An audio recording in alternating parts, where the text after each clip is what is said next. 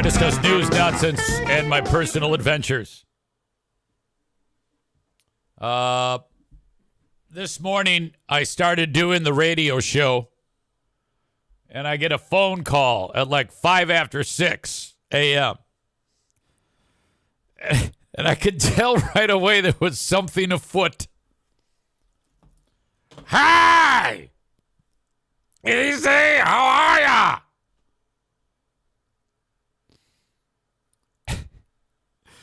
And I go, I'm fine. How are you? And I can see it was a 616 area code.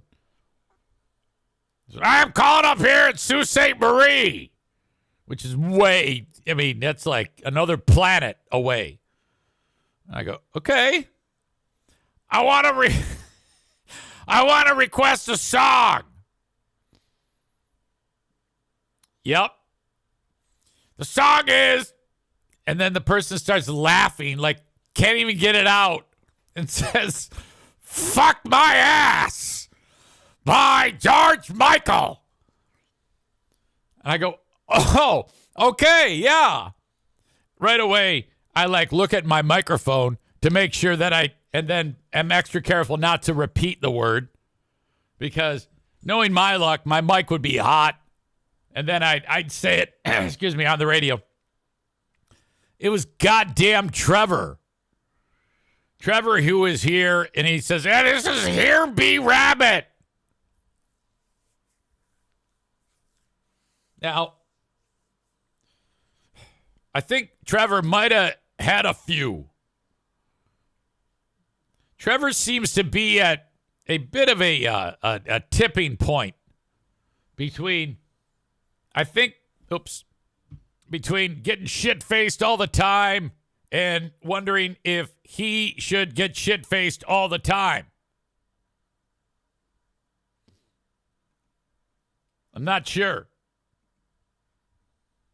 He also reached out to me with a question about that exact thing, and I don't know if I want to get into that right now. It's more fun talking. It's more fun talking about him requesting songs like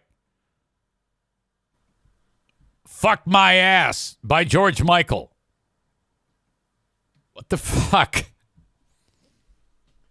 Trevor revealed somehow along the way that he's gay. And Trevor thinks that I'm gay too. Trevor writes, both Eric and I are going to tag team Tommy from Free Beer and Hot Wings because we both think he's super cute. Well, when I say a dude's cute, I mean a handsome looking person, great facial structure, doesn't look like a goddamn mongrel. I look at it from a point of view of like what an average person would say that is an attractive person. You actually want to have sex with dudes. Now, I don't. Okay? When you're only 8% gay like me, yeah, it's just not enough gayness to make me want to sample an asshole or put a ding-dong in my mouth. You, on the other hand, are flaming homosexual is what you are. And goddamn it, you should be proud of that. Now, Kyle, who is another one of our gay audience members, says, come on, Zane, don't knock it till you tried it. I'm not knocking it. When did I knock anything? I just said I'm not. Some of the closest people in my life are gay.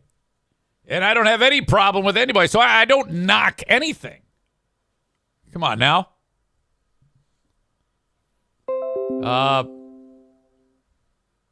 Trevor then says, thanks for the on-air shout-out on Q100. That was awesome. I don't even remember doing that. All right.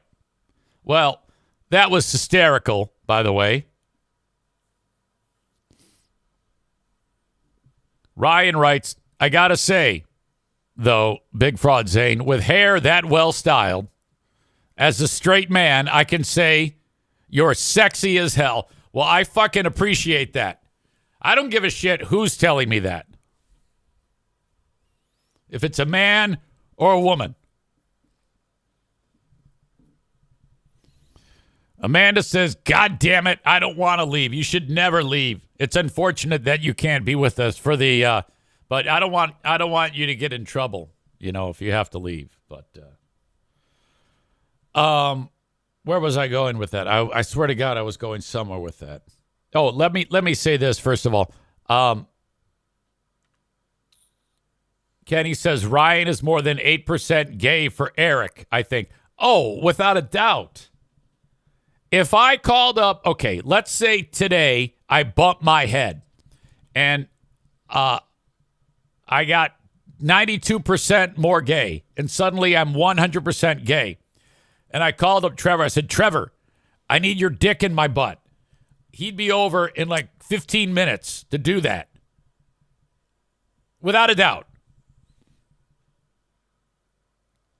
But unfortunately, it just can't be. First of all, I'm married, first and foremost. And, just one sexual partner. So I cannot do that. But I consider that to be incredibly flattering. Trevor is the guy that I'm pretty sure Trevor got the shit kicked out of him on our pals, the Free Beer and Hot Wings show. I don't recall exactly what happened, but I just remember there was something going on, and I didn't put two and two together. It wasn't until Trevor told me himself.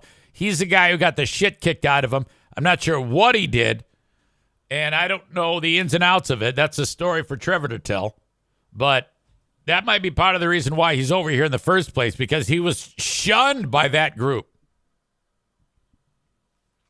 And that's unfortunate, because that is my favorite morning show.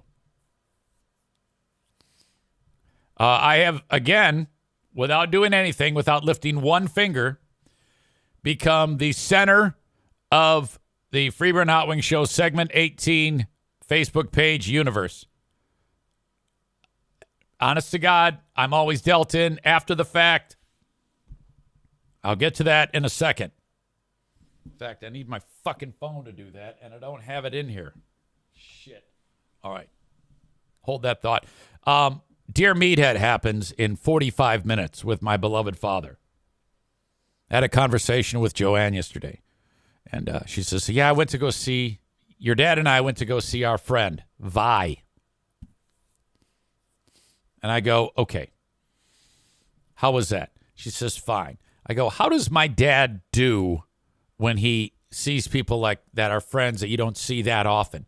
She goes, oh, he doesn't remember who they are. And I go, I thought so. I go, you know what he's good at? And before I could say it, she goes, he's good at acting. I go, exactly. He's clever enough and he has enough wits about him that when he runs into someone that he does not know, and that could be me or Diana or friend Vi, he'll go, hey, how are you? Good to see you. And he knows he's supposed to hug and he knows he should know them, but he doesn't. So to avoid the awkwardness or embarrassment, who knows what's going on in his brain, the person on the other end of the conversation is not at all aware that he doesn't know who the fuck they are. So he's clever enough to do that. But whatever. 90 years old, little soft upstairs. Joanna's not. She's 88. I said to him, and she's talking to me yesterday, and she goes, it was a hell of a day today, Eric. I go, what do you mean? She says, well, I had to mow 2 acres of property. I think it was started as 1 acre, and now it's gone up to 2 somehow. And she has a riding mower, and she goes, I'm exhausted. I'm so tired. And then the garage wouldn't work, so I had to figure that out, and I was all stressed. And you're 88 years old. You shouldn't be worried about this shit. Now, I want these two to be not mowing grass. I want them to be doing anything other than mowing grass and moving around like they're 30. And so then my next question is, I go, so are you happy there? Are you enjoying yourself while you're there? While you're living there? She says, oh, yeah. And I'm like, okay, well, I go, you and my dad, why don't you move in with me? And she just laughs it off. I go, I am not kidding. We've got the room. It would be awesome. Main floor. We'll move the NFK to a different spot in the house. And it'll be fucking great. I don't know ultimately if that's anything they would even consider, but I don't know. And then, you know what people that are that age do? They're always worried about being a burden. Like I brought this up to Wally about moving in with one of his kids. And that's the first thing out of his mouth. I don't want to be a burden. And I'm pretty sure that my dad and Joanne feel the same way. It's like, would you? Okay. When I get to be that old, I will not be the one saying that I'm worried about being a burden. I'm going to need one of these kids to say to me, Dad, why don't you move in with us? And then if they're expecting to hear me say, yeah, I don't want to be a burden. I would say, nothing. I would be like, yes, of course I will move in with you. Yes, I want to move in. I want someone to take care of me. I will not be saying that I'm afraid I'll be a burden. Stevie says, I tried to get my mom to move in with us, but she said no. Same reason. Jimmy says, move in with me, Eric. What the fuck are you talking about? I'm talking about moving my parents into my house. What would cause you to say, move in with me, Eric? That doesn't make any sense. Shut up, Jimmy. My God. Anyway, reach out on email, eric@ericzaneshow.com, if you want to contribute to Dear Meathead, which happens now in 40 minutes. All right? Dear Meathead in 40 minutes. I cannot continue this show without my phone here. All right? So, very quick break in the action, like 30 seconds tops. Don't go anywhere.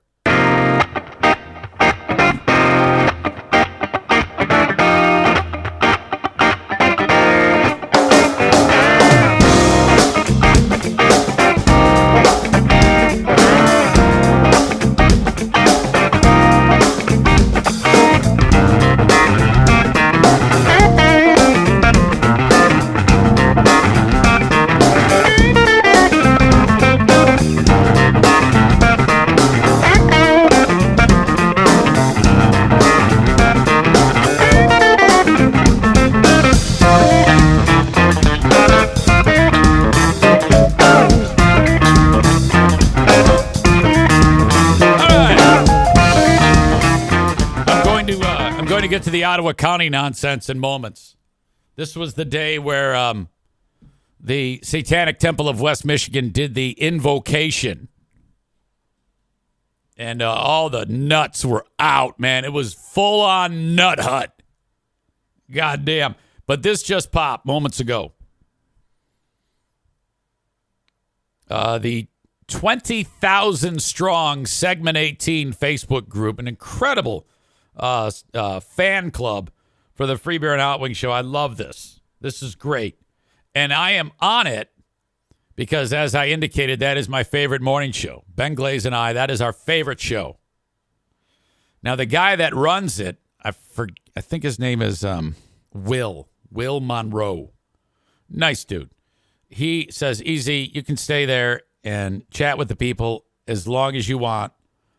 As long as you're respectful.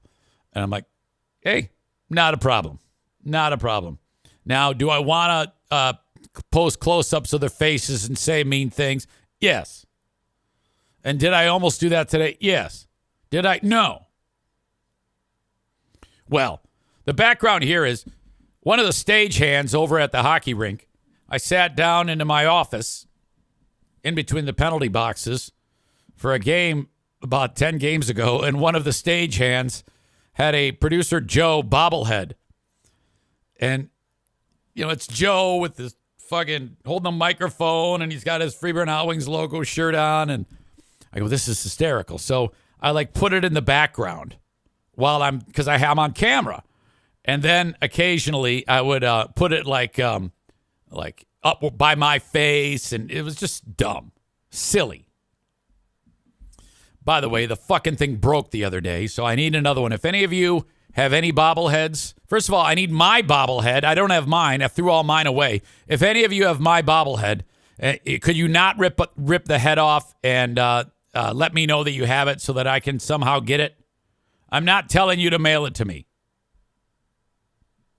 And I need all their bobbleheads. Okay? I want to have the whole collection around me. Well, anyway, this dude, Matthew, wrote, I'm confused. Again, 20,000 people subscribe to this, and all they do is they post like memes, silly memes to make each other laugh. They don't really talk about the show. And then they post a comment about me. Every so often, this will happen. I'm confused. I'm not sure if I'm just not informed on the subject. I was at the Griffins' last home game over the weekend. In between one of the periods, Zane had a bobblehead of Joe on camera for everyone to see. What is the point of doing something like that? That is what the person asked. My answer is I don't know if it's necessarily a point. It's just funny. Next question. Is he butthurt about Joe or what? And I'll answer that now. No. But then, oh my God, that's all you got to do is mention my fucking name. And these people, God damn. From what I hear, Eric is butthurt about everything. So, of course, I'm going to weigh in. Negative. I'm eternally happy. Make it a great day. Maggie says Zane needs help moving on.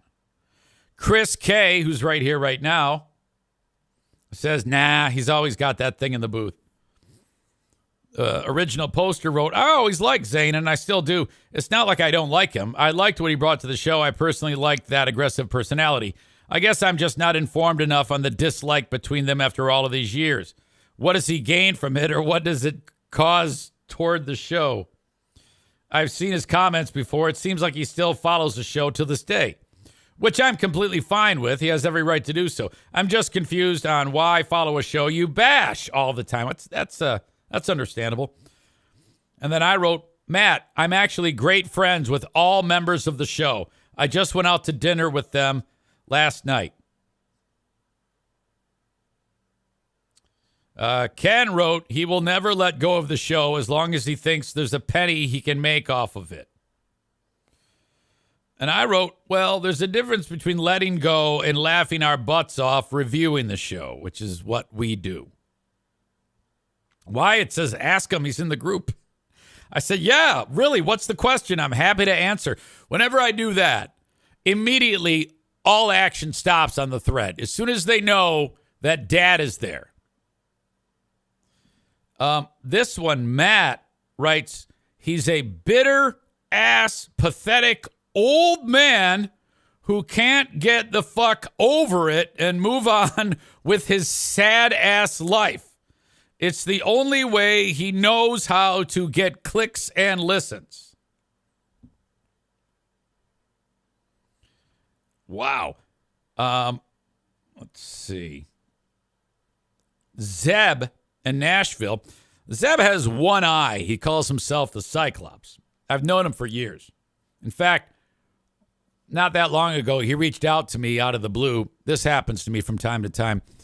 People who are struggling with booze will reach out to me and almost like, hey, what do I do? So I explain from my perspective resources that are available. And I did that with Zeb here. And happy to report that Zeb is sober now.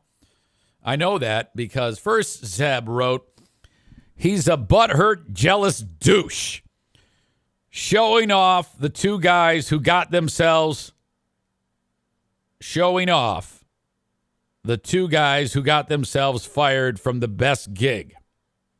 Okay. I wrote, oh, come on, Zeb. You reached out to me when you started working on your sobriety. What's up with this? How are you, by the way? Zeb writes, I'm just saying things with no meaning or purpose behind it. I work at Hooters and got a year coin back on 4/9. And I wrote, oh, LOL. Well, good for you. Keep it up one day at a time. Now, what I want to tell him is to go fuck himself. You know? Ashley says, I reached out to you out of the blue when I was losing my mind with Joe, and you still haven't shared the recording. You were so uncomfortable at first. Oh, my God. I didn't know what to do with you. I'll share that. I have to go over it and listen to it. I don't want to get myself sued. I'm not that stupid. Let's see. Are Zane and Joe friends? No. Lance says Zane uses his historical ties with the show to stay relevant, or at least try. It's kind of pathetic. I wrote, it definitely does seem that way, I admit. However, the show is a target-rich environment to make fun of, and Ben and myself have a blast doing it. So, God damn it. Every time I think that, okay, that's it. These people are going to finally let this go. They never do. And I get accused of not letting it go. These people are the ones that aren't letting it go. Wombat Pat writes, responding to me, writing, it definitely seems that way. Pat writes, the reason why it would seem that way is because it is that way. I wish you would just own the facts that much of your podcast is just making fun of the Free Beer and Hot Wings show. I'll do you one better. I have an entire show dedicated to making fun of the Free Beer and Hot Wings show. It's called Who Are These Free Beers? Where we literally review current episodes of that show and laugh about how shitty it is.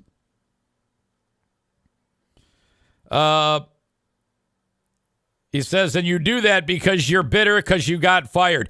I always love people when they make that leap in logic. You're just doing that because you're bitter because you got fired. That show is fucking funny. All right? And it's fantastic. It's probably the cornerstone show now on my Patreon. I get it. You don't like the way the show has gone, and it's too Bob and Tom, but it just makes you look like a real sore loser. Well, all right, so be it. When all you talk about is the show you hate and how bad it does. The funniest part about your show is you trying to pretend like you're over getting fired when your actions clearly speak otherwise. Okay. And I wrote, well, anyway, do you have a question for me, Pat? Or do you just want to beat me up? I appreciate the time, though. Again, I've got to keep it Eric Zaitunian. Molly says, wait, why did you get fired? She didn't know about anything radio-wise. Well, Molly, 9 years ago, I worked for the radio show Free Beer and Hot Wings. I sounded drunk there. I worked for the radio show, the Free Beer and Hot Wings show, and I got fired from that show, okay?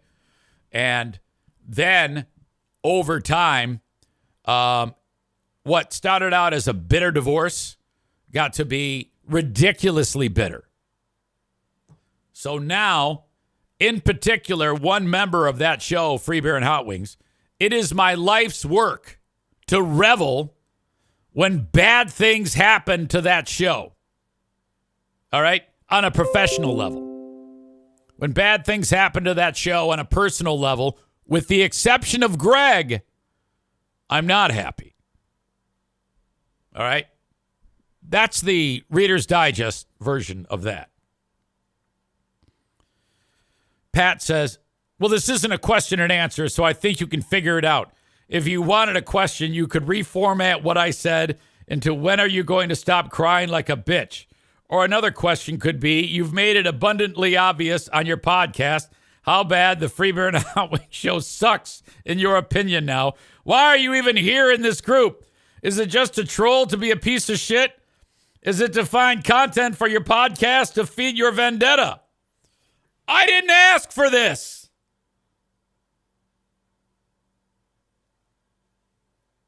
I did not write this thread, comma, my friend, period. Someone here did and tagged me in it, so I felt that I should add my input, period. After all, comma, this is my favorite radio show to follow, period. If you don't like it, comma, you can see yourself out, period. Everyone here wants me to be part of the group, period. I love it forever, and I love you, period.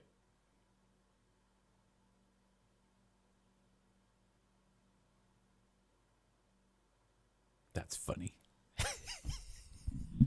You see, the problem is I get great joy out of annoying people. I don't know if you know that about me. But if I am talking and I can see a person getting visibly upset or annoyed or bothered, it's like putting rocket fuel in a rocket. And then the rocket just goes, pew, God! Out of all the things that people get joy in, some get joy in sex, drugs. A member of the Free Beer and Hot Wings Show Facebook group indicted me and said terrible things about me when I'm minding my own goddamn business. And all I did was respond because they tagged me in it. And now they're all telling me to go fuck myself. How fantastic is that? You see, I wouldn't have the need to talk about this shit if you people would fucking leave me alone. I have lots of things to talk about every fucking day. Holy shit.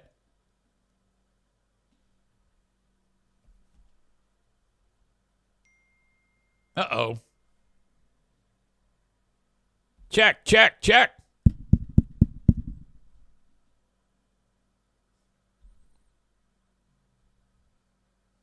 There is apparently no sound in what I'm doing.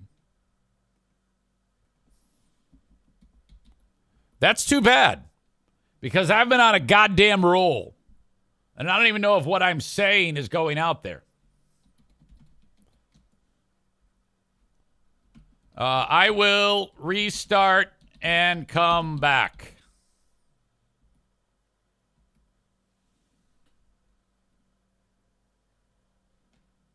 So, pause in the action, and I'll be right freaking back.